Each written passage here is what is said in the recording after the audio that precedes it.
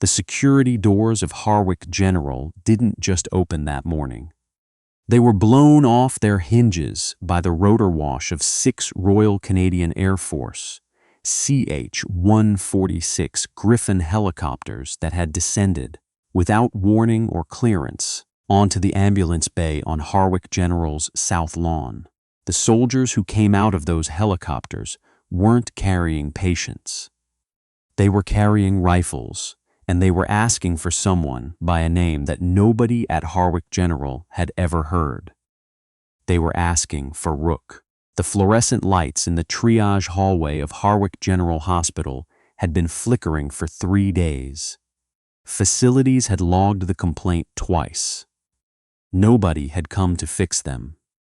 In that stuttering, uneven light, Corporal Nadia Voss moved the way she always moved through the hospital. Head down, steady, unhurried, thunk step, thunk step.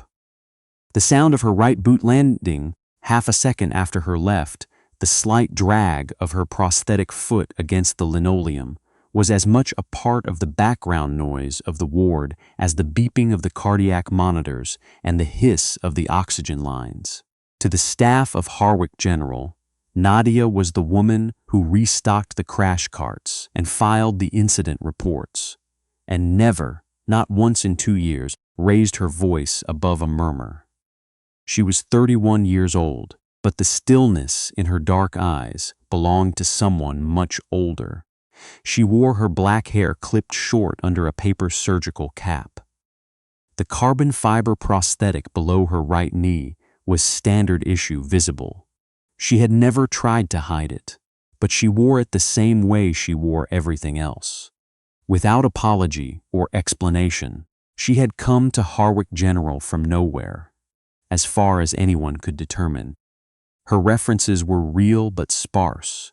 Her nursing credentials were valid, verified by the College of Nurses of Ontario. She had no social media presence. She brought homemade bannock to the break room on Fridays. She was, in the collective estimation of the nursing staff, either a saint or deeply strange, and nobody could quite decide which. Dr. Alec Drummond, the head of emergency medicine, had decided she was neither. He had decided she was a problem. Drummond was 47, salt and pepper-haired, and perpetually aggrieved by a universe that had not arranged itself to better accommodate his schedule. He was the kind of doctor who wore his stethoscope around his neck at all times, even in meetings, even at lunch, as though he expected to be called upon to save a life between bites of his sandwich. He treated the trauma floor as a personal kingdom, and within that kingdom, Nadia Voss had somehow become his most reliable source of irritation. It started small. She had corrected his dosage calculation on a pediatric sepsis case, quietly, in front of 2 residents. She had been right. He had never forgiven her. After that, she became the woman he called the supply clerk. Not to her face, exactly, just within earshot. On the morning it all changed, Drummond caught her in the hallway outside Trauma Bay 2, where she was refilling a medication cart. He was striding in the opposite direction, already behind on his rounds, already irritated at something she hadn't done. Voss. He didn't stop walking. The blood pressure cuffs in Bay 4 are the wrong size again. I had to send a resident down to storage at 7 in the morning to get the right ones. Fix it. I restocked Bay 4 yesterday at 1400 hours, Nadia said without turning around. I left 2 adult large and 1 pediatric on the second shelf. If they're not there, someone moved them between then and this morning. I can check the log. Drummond stopped. He turned slowly, the way men turn when they want to remind you that they have the option of turning. I don't need you to check the log. I need you to do your job. I am doing my job. Your job, Drummond said, enunciating with the particular precision of a man who believed that clarity of diction was the same thing as authority. is to support clinical operations, not to argue with me in a public hallway. A second nurse, Patrice. Charge nurse, 12 years in this building, impeccable at avoiding conflict, materialized at Drummond's elbow with the quiet timing of a woman who had perfected the art of smoothing things over before they fully erupted. Nadia, why don't you start on the supply audit for the overnight? I'll handle the carts up here. The implication was not subtle. Go away. Make yourself smaller. Don't make it worse. Nadia looked at Patrice. Then she looked at Drummond. Then she picked up her clipboard. Understood, she said. Thunk step. Thunk step. She was halfway to the service elevator when the overhead PA system switched from its usual low-frequency hum to the disaster tone. Not the two-bell chime for incoming trauma, the continuous rising wail of a mass casualty declaration. The radio at the nursing station erupted. A Via Rail passenger train had derailed outside of Cartier, Ontario, 40 kilometers north of the city, on a curve that sat directly adjacent to a Canadian Armed Forces logistics depot. 62 civilian passengers, multiple critical injuries, and something else. Something the dispatcher's voice went careful and flat to describe. A secondary incident involving a military convoy that had been traveling parallel to the track. A vehicle carrying classified cargo had been struck by the rear cars of the derailment.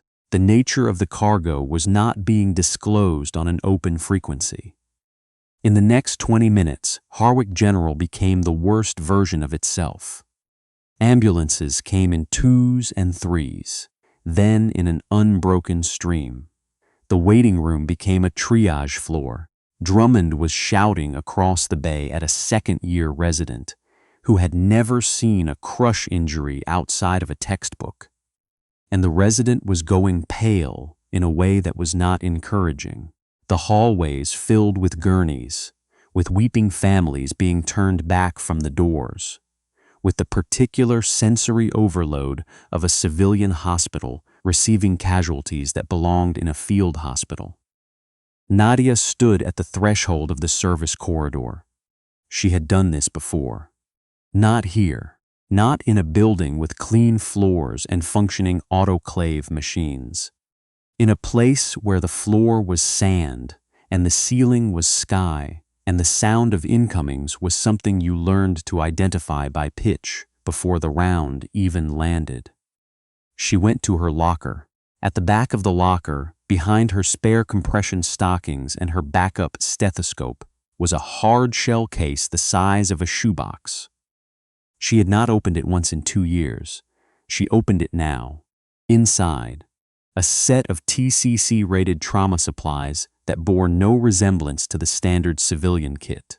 Quick clot combat gauze, NPA airways, a junctional tourniquet, a needle decompression kit, a chest seal rated for tension pneumothorax. She clipped the kit to her belt and walked back toward the trauma bays. Bay 1 was the worst of it. A man in his 60s, gray-faced, cyanotic at the lips, with a mechanism of injury that Nadia read in 3 seconds. Structural chest trauma from the impact, bilateral rib fractures, likely flail segment on the left side. His breathing was seesaw. His oxygen saturation, which a panicked nursing student was trying to read from a finger probe the patient kept pulling off, was clearly incompatible with consciousness for much longer. Drummond was at the head of the bay, talking too fast, calling for imaging, calling for a vent setup that wasn't going to arrive in time. He's flailing, Nadia said, stepping past the nursing student. Drummond looked up. What are you doing in here? I told you. Paradoxical chest movement, left side. You can see it from here. He needs needle decompression before the vent, or you'll drive a tension pneumo. She was already reaching for the kit. Let me get out of my bay. Drummond's voice dropped half an octave, which in his case was the sound of maximum danger. "You are a supply nurse. You are not cleared to perform invasive procedures. If you touch that patient, I will have you removed from this building." "He has approximately 2 minutes before he arrests. Security," Drummond said, not looking away from her. "Get her out." She went. She let them take her by the arms and walk her back into the hallway. And she didn't fight, because she had learned a long time ago that fighting people who have already decided what you are is a waste of energy that might be needed later. She stood with her back against the wall and listened to the monitor in Bay 1 climb, and then flatten, and then scream the continuous note of a cardiac arrest at 6 minutes past 8 in the morning, and she closed her eyes and she breathed. She had been useless here. They had made sure of that. But then she felt it. At first, she thought it was a problem with the building's foundation. A tremor, a vibration in the concrete through the soles of her boots. She had felt earthquakes, small ones, in places she was not supposed to have been, and this felt similar. A rhythmic percussion, a deep mechanical thudding that climbed in frequency and volume until it was no longer a feeling but a sound. And then not just a sound but a presence, enormous and approaching, that made the IV bags on their hooks begin to sway. Nadia knew that sound. She had fallen asleep to it and woken to it for 4 years. She had screamed over it into a radio. She had packed wounds to the rhythm of it, on the ramp of a Griffin with the doors open and the ground 100 feet below. 6 Royal Canadian Air Force CH-146 Griffins coming in low and fast. The south-facing windows of the emergency department shattered inward from the downwash. The lights went out and the emergency generators kicked in with an orange glow. Outside, through the broken glass, Nadia could see the helicopters flaring over the ambulance bay, their twin engines screaming, rotor wash turning the wet April snow sideways in great horizontal sheets. They didn't use the pad on the roof. They came straight down onto the lawn, onto the driveway. One of them folding the roof of a transport van flat without slowing down. And the moment the skids touched ground, the doors were already open and soldiers were already moving. They were not moving like medevac crews. They were moving like people who had done this before in places where it had gone very badly, and they were not prepared to let it go badly again. The automatic doors of the emergency department had jammed in the power fluctuation. A soldier in full kit simply pulled the entire frame out of the wall with his hands, the mounting bolts shrieking from the concrete, and the wind and snow came howling into the lobby. The soldiers moved through the emergency department in a controlled column, weapons at low ready, boots loud on the linoleum.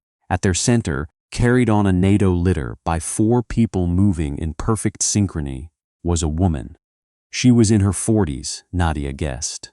Uniform, 3 chevrons on the collar, her face was the color of old wax. A field airway had been placed, taped to her cheek with what looked like electrical tape, because that was what had been available. 2 IVs running wide open in her left arm. A field dressing on her right side, packed so tight that the gauze had bled through and dried and been packed again on top of the first layer. At the head of the column, marching without slowing, was a master warrant officer who moved through the crowded emergency department the way water moves through a narrow pipe. Without hesitation, filling every available space, displacing everything else. He stopped 6 feet from the nursing station. "I need the attending physician," he said. His voice was not loud, but it occupied the room completely. Now, Drummond was there in 30 seconds, puffed up, already composing his objection. "This is a civilian hospital. You cannot bring armed military personnel into." The master warrant officer looked at Drummond, with the expression of a man who has already cataloged the situation and found the physician to be the least consequential element of it. Master Warrant Officer Gerald Ashby, 1 Field Ambulance, CFB Petawawa. He did not extend his hand. My commanding officer is in traumatic hemorrhagic shock secondary to a blast injury with retained fragmentation in the right thoracic cavity. She has a pneumothorax that we've been managing in the field for 40 minutes. She needs a surgical team with level 1 trauma experience, and she needs it in the next 6 minutes. Who is your trauma lead? Drummond straightened. I am the head of emergency medicine at this facility. I have full authority over. Can you do an emergency thoracotomy with retained fragmentation adjacent to the lung root? A pause. The kind of pause that is its own answer. The fragmentation is shrapnel, Drummond said. I'd need imaging. I'd need to know exactly what we're dealing with. We don't have time for imaging. Ashby's voice was still level. The pneumothorax is expanding. Her pressure is 60/30. You've got maybe 4 minutes before she arrests. Can you do it or not? Drummond said nothing. Ashby looked at him for exactly 2 seconds. Then he turned away and looked at the room. We were told, he said, loudly enough for the entire floor to hear, that one of your nurses has combat trauma experience. We were told she was posted here. We need her now. Her service name was Rook.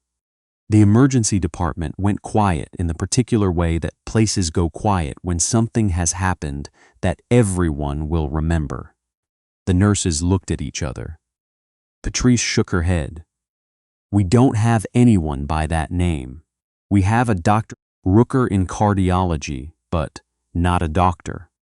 The soldier who spoke was younger, a corporal, standing at the back of the column. She had a tablet in her hand with a display that showed a military record, a photograph, combat medic, attached to CSR 2019 to 2022.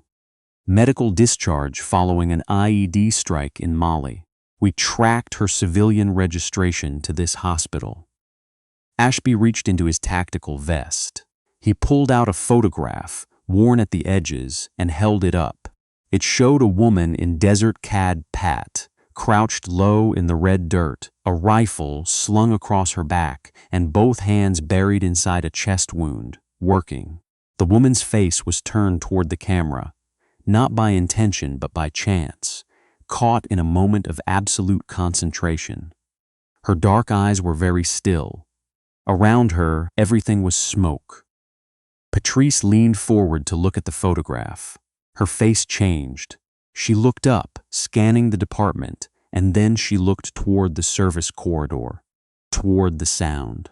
Thunk step, thunk step. Nadia Voss came around the corner from the service corridor and stopped at the edge of the light. She wasn't moving the way she usually moved. The slight forward lean was gone. She stood straight, both hands loose, at her sides, the trauma kit on her belt, and she looked at the litter and the woman on it, and then at Ashby, and something happened to her face that the staff of Harwick General had never seen happen there before. It was not excitement. It was not fear. It was the expression of a person who has set something down for a very long time and has now picked it back up and found it exactly as heavy as they remembered. Drummond turned and saw her.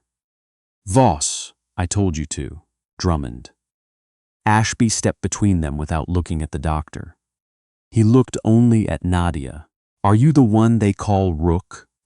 Nadia's eyes moved from the MWO to the woman on the litter. She watched the labored rise and fall of the woman's chest. She read the rate of the IV drip. She looked at the field dressing and the angle of the bleed and the particular shade of gray in the skin of the woman's face. How long has she been hypotensive? Nadia asked. 42 minutes. Is the fragmentation magnetic? The corporal with the tablet answered immediately. Non-ferrous. Titanium alloy from the vehicle casing. Nadia nodded once. She reached up and pulled off her paper surgical cap. She dropped it on the floor. She looked at Ashby. Who else do you have with surgical assist experience? Corporal Dufresne, Ashby said. 2 years in trauma surgery support at the field hospital in Gao. Get her gloved. I need a thoracotomy kit, a chest retractor, a size 28 French chest tube, and someone on the cell saver if this hospital has one. She was already moving. Bay 2, move her now. Drummond stepped forward. His voice had recovered something of its usual authority, though the edges of it were fraying visibly. Voss, you do not have surgical privileges at this institution. You are a registered nurse, not a surgeon. If you touch this patient in a surgical capacity, I will report you to the CNO. I will have your license reviewed, and I will personally see to it. Nadia stopped.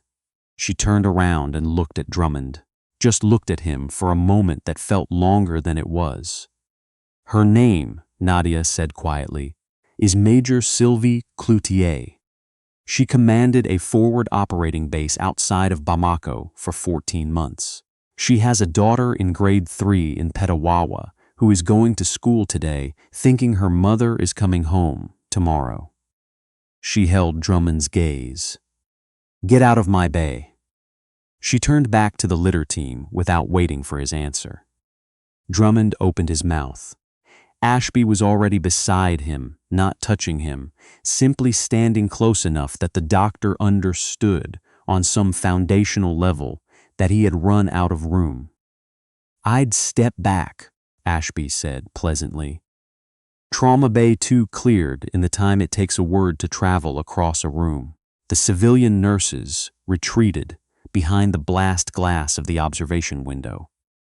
Not because they were ordered to, but because the room had reorganized itself around a new center of gravity, and they understood, without being told, where its edges were. Inside the bay, Nadia, Corporal Dufresne, Ashby managing the monitors, and on the table, Sylvie Cloutier, Major, still alive by a margin that was getting thinner by the minute. The doors slid shut. Nadia scrubbed in without ceremony. Dufresne worked beside her, opening the kit, laying instruments in sequence, not speaking. They had never operated together. They didn't need to discuss it. There is a grammar to trauma work that transcends introduction, and they both spoke it. Status on the hemimyothorax, Nadia said. Ashby read from the monitor. Sats dropping. 84. Pressure's not coming up. The hemimyothorax has had 40 minutes to organize. There'll be clot in there. Nadia pulled on her second glove with a sharp snap. I'm going in with the tube first. If the output is more than 1,500 immediately on drainage, we open the chest. Understood, Dufresne said. Through the observation glass, Drummond watched. He had his arms crossed. His stethoscope hung around his neck. Patrice stood beside him, and after a moment, she put her hand on his arm, not reassuringly but warningly. The instinct of a woman who had worked in emergency medicine long enough to know when a man was about to do something he could not take back. He stayed where he was. Nadia placed the chest tube with the kind of efficiency that does not look fast but is. No wasted movement, no repositioning, the incision made and the blunt dissection done, and the tube placed before the monitors had cycled through their next reading. The drainage was immediate and catastrophic. Dark blood sheeted into the collection chamber. 1,400 output in 30 seconds, Ashby said. Opening the chest, Nadia confirmed. There are things you learn in civilian hospitals, and there are things you learn in places that civilian hospitals cannot prepare you for. And what happened next in Bay 2 of Harwich General belonged to the second category. Nadia worked the way she had worked in the cargo bay of a Griffon at altitude, the way she had worked in a ditch outside of Tessellate with an IV pole made from a stick and a field transfusion running off a medic who was also wounded and was pretending not to be. She worked the way people work when failure is a specific and irreversible thing, not a complication to be managed, but a person who will not go home. Her prosthetic foot slipped once on the pooling blood. The carbon fiber ankle gave a sharp mechanical protest. She shifted her weight, locked the ankle joint with the manual override she had installed herself, and that her prosthetist had called inadvisable, and that she had used anyway, and planted her foot against the base of the table and kept working. Through the glass, one of the younger nurses, a student placement who had been on the floor for 4 weeks and had not yet learned to compose her face, pressed her hand against her mouth and stared. Nadia located the bleed. The fragmentation had sheared a short segment of the lower lobe pulmonary vein. Not the aorta, not the ventricle, but bad enough. She packed, controlled, assessed. The titanium shrapnel was visible, wedged between the 4th and 5th ribs on the posterior side, close enough to the lung root to make conventional clamping dangerous. "Gerald," she said. Ashby looked up from the monitors. She had used his first name without noticing. "I need you on the suction, and I need you to hold absolutely still when I tell you." "Copy," Ashby said, and came around the table without question. She extracted the fragmentation in 2 pieces using tools that were not designed for that purpose and worked anyway. The second piece caught for a moment on the rib surface, and she held her breath, and everyone in the room held theirs with her, and then it came free, and Dufresne caught it in a specimen tray and set it aside with the control of someone who has been trained not to react. She sutured the vessel. She placed a second chest tube for drainage. She closed. When the last suture was tied and she straightened up, her lower back aching in the way it always ached when she had been locked at the operating table too long. The monitor showed a blood pressure of 94/62 and a saturation of 97% and a heart rate that was high but steady and getting steadier. Ashby looked at the monitor for a long moment. Then he looked at Nadia. He didn't say anything immediately. He had the expression of a man who has had cause, more than once, to understand the difference between people who are good at their jobs and people who are something else, and who is clear about which category he is looking at. "She's going to make it," Nadia said. It wasn't a question. "She's going to make it," Ashby agreed. By the time Nadia walked out of Bay 2, the mass casualty event from the rail derailment had been largely stabilized. The lobby was still chaotic, but it was the manageable chaos of the aftermath. Families being moved to the family room, residents writing up notes, the overnight housekeeping staff, already beginning the work of returning the department to something resembling order. The civilian nursing staff stood in a loose, unplanned cluster near the triage desk. When Nadia came through the bay doors, pulling off her bloody gown, they looked at her differently than they had looked at her 6 hours ago. And she noticed it, and she did not comment on it, because she had spent 2 years trying not to need them to look at her any particular way.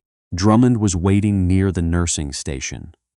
The hospital administrator, a small, neat man named Fortin, stood beside him. 2 RCMP officers were positioned near the entrance, called, Nadia presumed, at Drummond's request at some point in the last hour. Drummond's face was composed. He had had time to prepare what he was going to say. "Voss." His voice was level, professional. "You performed an unauthorized invasive surgical procedure without hospital privileges and without the consent of the attending physician of record. Regardless of the outcome, that is a serious breach of Drummond. Master Warrant Officer Gerald Ashby came through the bay doors behind Nadia and stood at her left shoulder. He did not raise his voice. He had never raised his voice once in the entire morning, and it had not been necessary. "I'm going to stop you there." Fortin looked uncertain. The RCMP officers had gone very still. This hospital's personnel file on Corporal Voss describes her as a registered nurse with a specialty in supply chain management and clinical support. "Is that correct?" Drummond nodded warily. "That file," Ashby said, "is incomplete because the full record is classified." He reached into his vest and placed a folded document on the triage desk. Nadia had not seen it before. She looked at it without touching it. Corporal Nadia Voss served with the Canadian Special Operations Forces Command from 2018 to 2022. She held the role of lead trauma medic for a joint task force operating under NATO mandate in the Sahel. She has a commendation from the Surgeon General of the Canadian Armed Forces for a procedure she performed in the field in 2021 that kept 4 soldiers alive long enough to reach a surgical facility, a procedure that the receiving surgical team at Camp Mirage described as, and I am quoting directly, the most technically precise field repair they had encountered in 9 years of operational medicine. The emergency department was very quiet. She was medically discharged. Ashby continued, following an IED strike that cost her right foot and 2 members of her team. She came here because she wanted to keep working, and because she didn't want the work to be about who she used to be. He paused. "You have spent 2 years treating a decorated combat medic like she was a liability." He said it without heat, the way you state a fact that is simply true. "I think you should think carefully about what you say next." Drummond's jaw worked. The administrator put a hand briefly on his arm. The RCMP officers exchanged a look and then looked at the ceiling, which is what RCMP officers do when they have decided that nothing in the room requires their attention.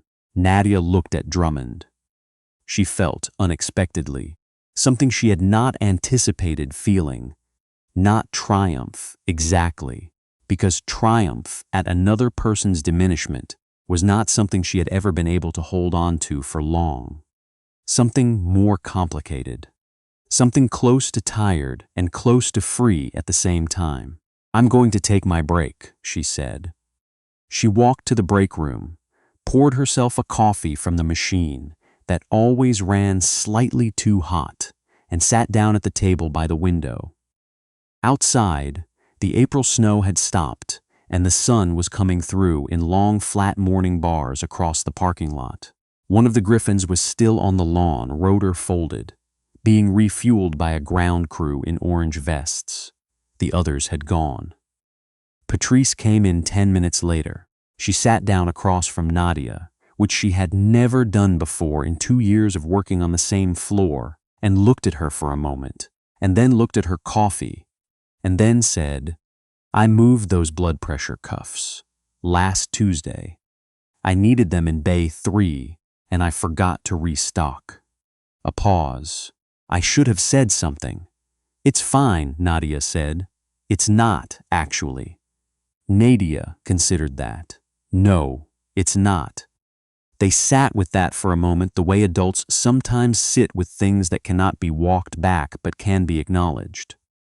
"The girl," Patrice said, "the Major, Cloutier, she's going to be okay?" "She's going to be okay." Patrice nodded. She wrapped both hands around her mug. Outside the window, the ground crew finished refueling the Griffon and moved their equipment clear, and the rotors began to turn, slowly at first and then faster, the familiar percussion of it reaching Nadia through the glass.